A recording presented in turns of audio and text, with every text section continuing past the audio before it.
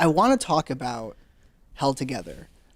Your new song. I have to admit, listening to it, I got a little misty. Aw. There are some really powerful lyrics in that song. Can you tell the Channel Q fam what the inspiration behind that song is? Yeah, so it was inspired by a conversation I had with my mom after I came out. When I first came out to my mom, I told her, "Hey, Mom, I'm going to start dating guys." And she said, "I love you, David, but I love God more, and I can't support you in this decision," because she said that she testified that marriage is between a man and a woman, and that's what God's plan is for me. And I said, "Mom, like I get it. I believed the same thing up until a week before this conversation, and but I said, I don't need you to accept what I'm doing if you really feel like it's going against what you truly believe in your core. I just want you to respect that I'm doing what is the best thing for me right now."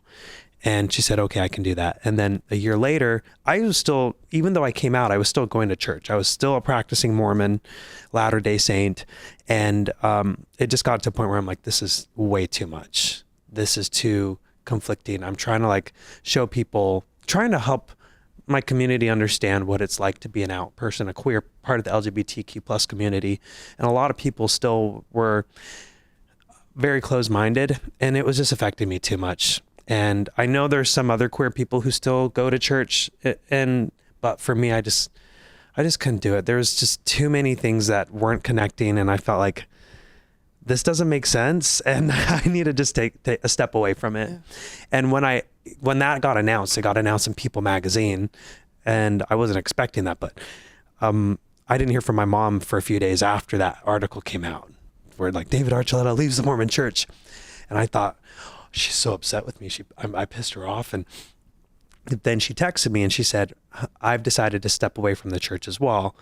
And I was like, "Mom, oh, you don't have to." I'm like, "I know how much the church means to you. You don't have to do that if you feel like you're just trying to like align with me." But she said, "I don't want to be somewhere where my children don't feel loved and welcomed. And if you're going to hell, then we're all going to hell with you."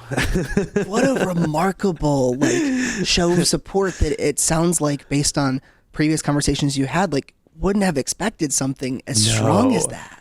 No, I wasn't expecting it. No one in my family was expecting my mom to do that, because we're just like, what? Mom is the churchgoer trying to get us all to go to church with her on Sundays.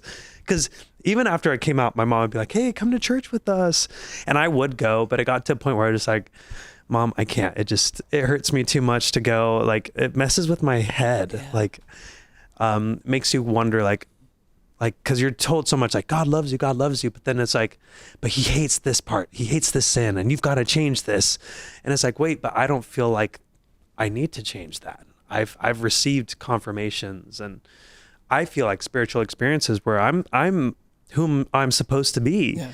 So like, how do I go into church and like be told and scolded and try to be taught to be ashamed of who I am? Right. When it's like, I've finally become happy and proud of who I am. I don't want to go back to somewhere where it's trying to teach me to be ashamed of something I don't feel I should be ashamed of.